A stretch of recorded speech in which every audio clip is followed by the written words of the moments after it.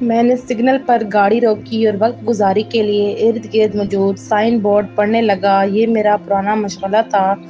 اشارے پر رکے ہوئے مجھ سے مسلسل آگے نہیں دیکھا جاتا تھا۔ ابھی سگنل بند ہوئے تھوڑی دیر ہی گزری تھی کہ مجھے پیسنجر سیٹ والے شیشے پر دستک کی ہلکی سی آواز آئی۔ میں نے زاویہ تبدیل کر کے اس جانب دیکھا تو نظریں کچھ دیر کے لیے ٹھہر سی گئیں۔ وہ سانولی سی خوبصورت نین نقش کی حامل ایک قبول صورت لڑکی تھی۔ اس کی شخصیت کی نمایاں خصوصیت اس کا غیر معمولی لمبا قد اور اس پر اس کا دبلا پن تھا۔ اس میں ایسا کچھ تھا جو دیکھنے والے کو پہلی ہی نظر میں اس پر فریفتہ کر دینے کی صلاحیت رکھتا تھا۔ اس کی ناک میں ننھا سا کوکا لشکاریں مار رہا تھا جو یقیناً سونے کا نہیں تھا۔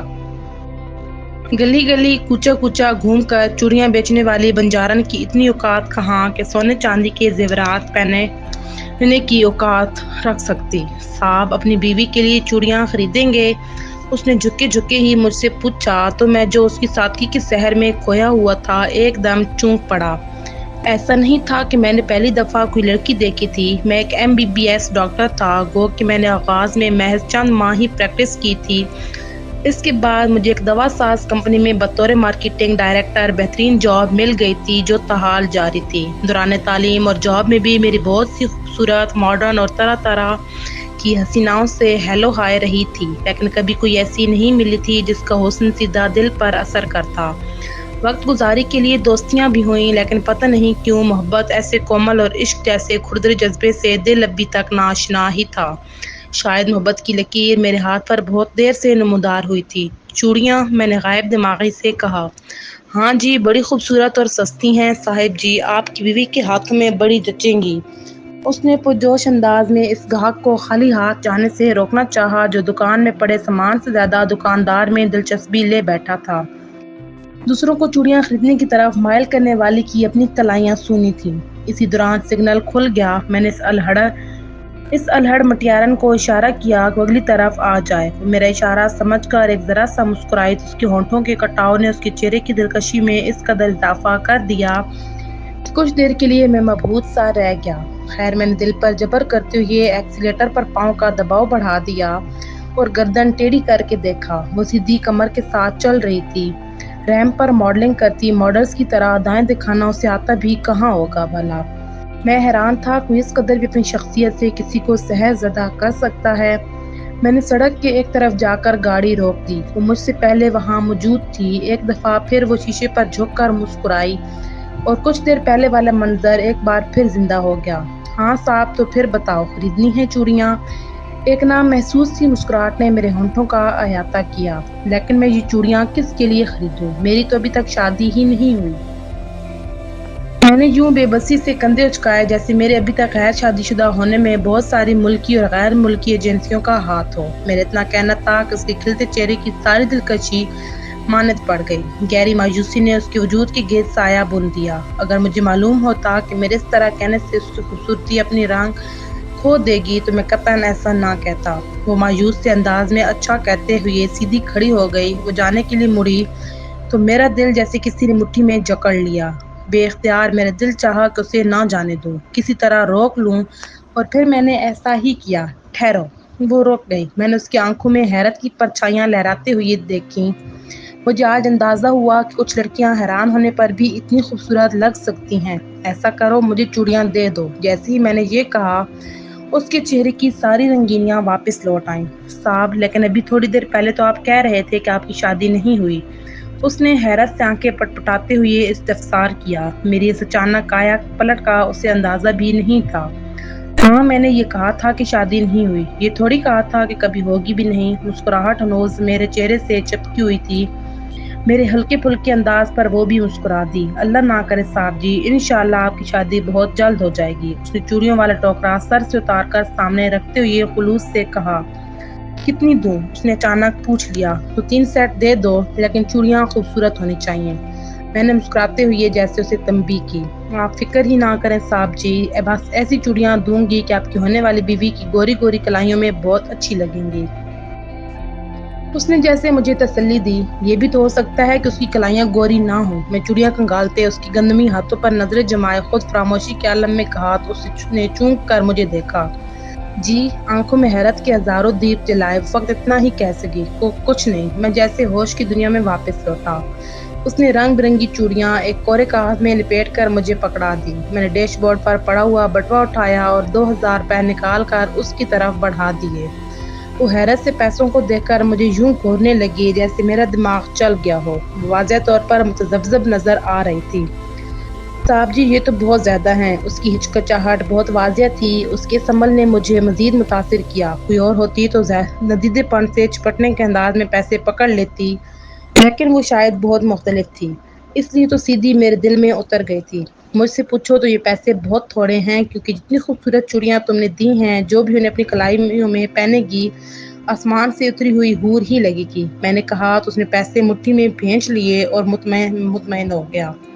اچھا صاحب جی، اب میں چلتی ہوں۔ وہ جانے کے لیے مڑی۔ میرا دل اس کے جانے کے خیال سے بیٹھ سا گیا، لیکن اسے مزید روکنے کا کوئی جواز بھی نہ تھا۔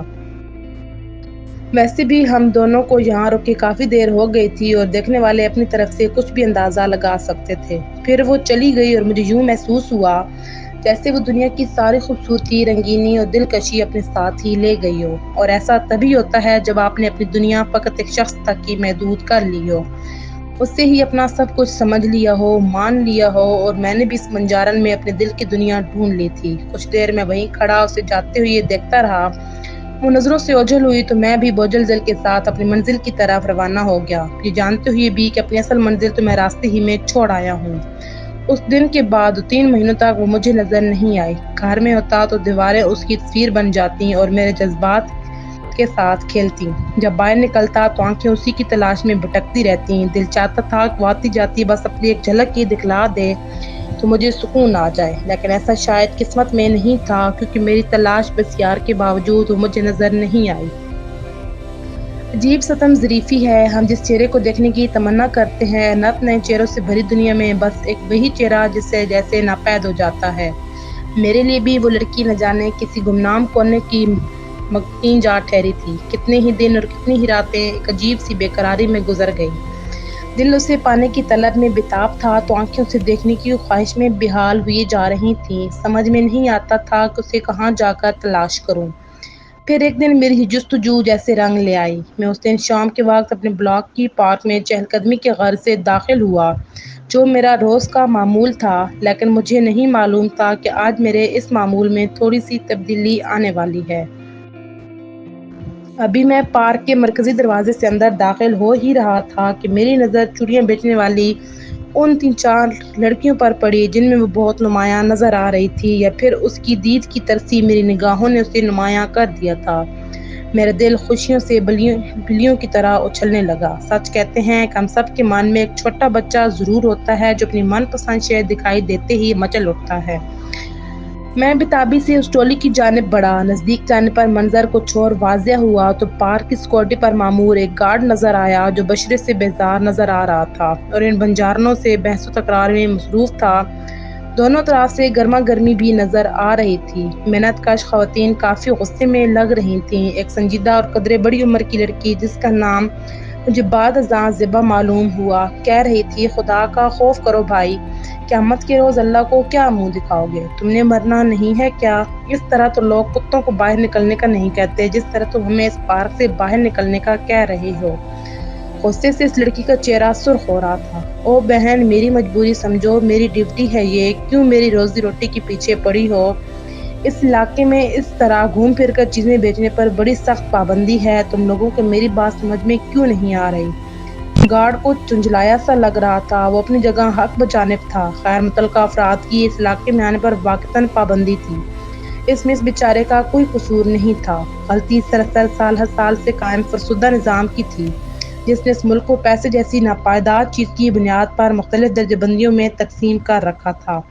میرے قریب جانے پر وہ سب میری طرف متوجہ ہوئے۔ صاحب جی، انہیں سمجھائیے، میں انہیں آرام سے کہہ رہا ہوں کہ ٹوکرے اٹھائیں اور کم از کم اس پارک سے چلی جائیں، لیکن ان پر میری کسی بات کا اثر نہیں ہو رہا۔ اس لمحے وہ بہت بے بس نظر آ رہا تھا۔ وہ اگر انہیں پارک میں رکنے کی اجازت دے دیتا اور اس کا کوئی اثر دیکھ لیتا تو اس کی شامت آ جاتی۔ ویسے بھی ہمارے ہاں سینئر سے بات کرنے کے آداب تو ہیں، لیکن جونیئر سے بات کرنے کی اخلاقیات ہم ابھی تک وضع نہیں کر پائے۔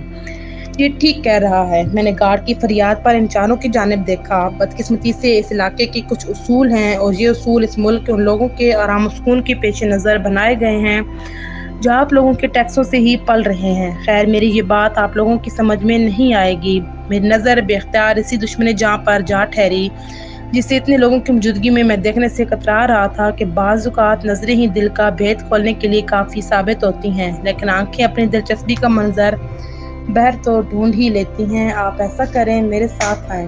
میرے سمجھانے بجھانے پر وہ اپنے اپنے ٹوکرے سروں پر رکھنے لگیں تو گارڈ کے چہرے پر اطمینان سا لہرا گیا۔ میں پارک سے باہر جانے کے لیے پلٹا تو وہ چاروں بھی میرے پیچھے چل پڑی۔ میں نے نوٹس کیا تھا کہ وہ محترمہ جن کے پیچھے میری راتوں کی نیند اور دن کا سکون غارت ہوا تھا، وہ پہلے تو مجھے شاید پہچان ہی نہیں پائی تھیں، پھر میں نے اس کی آنکھوں میں شناسائی کی ہلکی سی چمک ابھرتے دیکھی تھی۔ کسی کو یاد رکھنے میں ہم انسان بہت بلکھڑ ثابت ہوئے ہیں، یعنی اگر کسی کو یاد رکھنا ہے تو اس کے لیے ضروری ہے کہ اس سے تواتر سے ملا جائے۔ ایک ملاقات کسی کو یاد رکھنے کے لیے ناکافی رہتی ہے۔ میں انہیں ایک نزدیکی آئس کریم پارلر میں لے آیا۔ پارلر کے شفاف شیشے کے دروازے کے باہر کھڑے گارڈ نے میری ساتھی خواتین کو اندر آنے سے روکنا چاہا۔ مجھے پہلے ہی اس بات کا اندازہ تھا، سو میں گارڈ کی طرف پلٹا۔ یہ میرے ساتھ ہیں، میں نے سنجیدہ اور کسی قدر ترش لہجے میں اسے آگاہ کیا۔ وہ کچھ حیران ہوا، لیکن میں نے اس کی حیرانی سے محظوظ ہونے کی ضرورت نہیں سمجھی۔ حال میں بھی سب نے مجھے پلٹ کر یوں دیکھا جیسے میں اپنے ساتھ چار انسان نہیں بلکہ بھیڑ بکریوں کا ریوڑ لے آیا ہوں، اور میرا جی چاہا کہ میں چیخ چیخ کر سب سے کہوں کہ میں پاگل ہوں اس لڑکی کی محبت میں جو کالی چنی اور سنہری نتھنی میں تم سب ماڈرن ایکٹریسوں سے زیادہ خوبصورت لگ رہی ہے۔ تمہاری چکا چوند کے پیچھے ہزاروں کا سرمایہ اور گھنٹوں کی محنت ہے۔ یہ خوبصورتی عارضی ہے، جبکہ اس خوابوں سے سی لڑکی کی دلکشی اس کی سادگی کی مرہون منت ہے، اور سادگی ہمیشہ پائیدار ہوتی ہے۔ میں نے کسی کی بھی پرتجسس نظروں پر توجہ نہیں دی اور اپنی دھن میں چلتا ہوا ایک ٹیبل منتخب کر کے بیٹھ گیا اور اپنے ساتھ آئی خواتین کو بھی اپنے سامنے بیٹھنے کا اشارہ کیا۔ وہ سب جھجکتے ہوئے اس خوف زدہ ہرنی کی طرح ادھر ادھر دیکھنے لگیں جو اچانک جنگل سے انسانوں کی بستی کی طرف آ نکلی ہو۔ گھبرائیے نہیں، یہ سب اپنی فطرت سے مجبور ہیں۔ ایک طنزیہ سی مسکراہٹ میرے ہونٹوں پر در آئی۔ میری بات کی سمجھ پتہ نہیں انہیں آئی یا نہیں، لیکن بہرحال میری تسلی دینے سے وہ کسی حد تک پرسکون ہو گئی تھیں۔ میں نے ویٹر کو آئس کریم لانے کا کہا۔ صاحب جی، آپ ہمیں یہاں کیوں لائے ہیں؟ مجھے وہ کھنکھناتی کانوں میں رس گھولتی آواز سنائی دی جسے سننے کے لیے میں نے پچھلے چند ماہ میں صدیوں کی مسافت طے کر لی تھی۔ کیوں، تمہیں یہاں آنا اچھا نہیں لگا؟ میں نے اسے تیکھی نظروں سے دیکھا تو اس نے گڑبڑاتے سے ہوئے انداز میں نظریں جھکا لیں۔ نہیں، ایسی بات نہیں ہے۔ پھر کیسی بات ہے؟ میں نے مسکراتے ہوئے کہا۔ آپ اور یہ سب بڑے لوگ ہیں جی، پیسے والے ہیں۔ ہاں بھلا آپ لوگوں کے درمیان بیٹھی ہوئی اچھی تو نہیں لگ رہی؟ اس نے اپنی ہچکچاہٹ اور تامل کی وضاحت کی تو میں ایک گہری سانس لے کر رہ گیا۔ وہ ان پڑھ اور بیوقوف لڑکی اسٹیٹس جیسے فضول چکر میں الجھ کر خود کو ہلکان کیے جا رہی تھی۔ اس کی بے چینی اس کے مسلسل اوپر نیچے حرکت کرتے ہاتھوں سے واضح تھی۔ کس قدر شفاف معاشرہ ہے ہمارا! صاحب زر لوگوں کے دماغ میں غرور اور گھمنڈ کا خناس بھر دیتا ہے جو اپنے سے کم تر لوگوں کو حقیر کیڑوں سے زیادہ اہمیت دینے کو تیار نہیں ہوتے، جبکہ غریب بیچارے کی سوچ میں احساس کمتری کا زہر انڈیل دیتا ہے اور وہ خود کو اشرف المخلوقات سمجھنے سے بھی گھبرانے لگتا ہے۔ ہم ہر حال میں اپنے آپ کو بے سکون رکھنے کے ہیلے تراش ہی لیتے ہیں۔ شاید تمہاری بات کسی حد تک ٹھیک ہے، لیکن مجھے اس بات سے تھوڑا اختلاف ہے۔ میں نے بہت آرام سے اس کے چہرے پر نظریں جماتے ہوئے کہا تو اپنی بڑی بڑی سیاہ آنکھوں سے ہلکورے لیتی حیرانی لیے مجھے تکنے لگی۔ اب دیکھو نا، میں بھی تو انہی لوگوں میں سے ہوں۔ میں بات آگے بڑھاتے ہوئے بولا، مجھے تو یہاں تمہارے ساتھ بیٹھنے اور کچھ کھانے میں کسی قسم کا کوئی مسئلہ یا پریشانی نہیں۔ میں نے آپ کے بجائے تم پر زور دیا۔ میرا خیال تھا کہ سمجھدار ہوگی تو خود ہی سمجھ جائے گی، اور میں نے ٹھیک اندازہ لگایا تھا۔ وہ میری بات کی تہہ تک پہنچ گئی۔ اس نے جلدی سے نظریں جھکا لیں اور میں یکبارگی سے مسکرا اٹھا۔ تمہارا نام کیا ہے؟ تم ان سب میں مجھے کچھ پڑھی لکھی لگتی ہو۔ میرا تخاطب مسلسل اس سے تھا اور اس انداز میں تھا کہ اس کی ساتھی خواتین کو قطعی پتہ نہ چلا، اور میں اپنے دل میں اس حیران کر دینے والی لڑکی کے لیے کس طرح کے خاص جذبات رکھتا ہوں۔ اس بار وہ خود تو نہیں بولی، لیکن اس کے ساتھ بیٹھی اس کی ایک سہیلی نما ساتھی زیبا جو گارڈ سے تکرار کرنے میں بھی پیش تھی، فوراً بول پڑی۔ جس کا نام تو نگت ہے، ہم سب اسے پیار سے نگت گہی کہتے ہیں۔ اس نے پوری 8 جماعتیں پڑھی ہوئی ہیں، رسالہ شمسالے پڑھنے کا بڑا شوق ہے جی اسے۔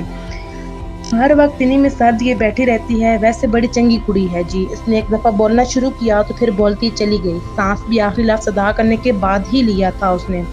تعارف کے نام پر اس نے نگہت عرف نگی کا سارا بایو ڈیٹا میرے سامنے کھول کر رکھ دیا تھا، جبکہ وہ سٹ پٹائے سے انداز میں کبھی مجھے دیکھ رہی تھی اور کبھی اپنی سہیلی کو۔ سچ تو یہ ہے کہ یہی میں چاہتا تھا کہ وہ پوری طرح مجھ پر عیاں ہو جائے، ایک کھلی کتاب کی طرح۔ اچھا تو نگی، اگر تم رسالے پڑھتی ہو تو ظاہر ہے عشق اور محبت کی کہانیاں ہی پڑھتی ہوگی۔ محبت کے بارے میں تمہارا کیا خیال ہے؟ میرے سے اچانک اور غیر متوقع سوال پر وہ گھبرا کر بے اختیار اٹھ کھڑی ہوئی۔ چلو چلتے ہیں، کافی دیر ہو گئی ہے، وہ اپنی ساتھی خواتین سے مخاطب تھی۔ ہاں چلتے ہیں، اس کی بات پر باقی بھی اٹھ کھڑی ہوئیں۔ میں آپ لوگوں کو چھوڑ دیتا ہوں۔ میں نے بھی ان کے ساتھ اٹھنا چاہا تو نگی فوراً بول پڑی، نہیں ہم خود ہی چلی جائیں گی، آپ کا بہت شکریہ، آپ نے ہمارے لیے اتنا کچھ کیا۔ اتنا کہہ کر وہ مزید وہاں رکی نہیں اور اپنے ساتھی خواتین کا انتظار کیے بغیر تیز تیز چلتی ہوئی باہر نکل گئی۔ وہ تو جی ایسے ہی جذباتی ہے، آپ اس کی باتوں کو برا نہ مانیے گا۔ اس کے جانے کے بعد زیبا نے جیسے اس کی رویے کی صفائی دینے کی کوشش کی۔ ارے نہیں نہیں، اس میں بھلا برا ماننے والی کون سی بات ہے، چلیں پھر، میں نے میز پر سے کی گاڑی کی چابی اٹھاتے ہوئے کہا اور ہم سب باہر آ گئے۔ میں نے دیکھا کہ وہ سڑک کی دوسری جانب پارک کی جانب منہ کیے گم سم کھڑی تھی۔ یہ شروع ہی سے ایسی ہے؟ میں نے اس کو اپنی نظروں کے فریم میں لیتے ہوئے پوچھا۔ اس کے بارے میں معلومات کا واحد ذریعہ یہی خواتین تھیں اور میں ان کی موجودگی سے بھرپور فائدہ اٹھاتے ہوئے اپنے مطلب کی معلومات لے رہا تھا۔ جی یہ بڑی ہنسنے کھیلنے والی کڑی تھی، پھر اس کی شرارتوں اور مسکراہٹوں کو جیسے کسی کی نظر لگ گئی، بلکہ یوں کہنا ٹھیک ہوگا کہ نظر کھا گئی۔ اس بار بھی زیبا ہی بولی، جو میرے خیال میں اس کے زیادہ قریب تھی۔ تو پھر ایسا کیا ہوا کہ یہ ہنسنا بھول گئی؟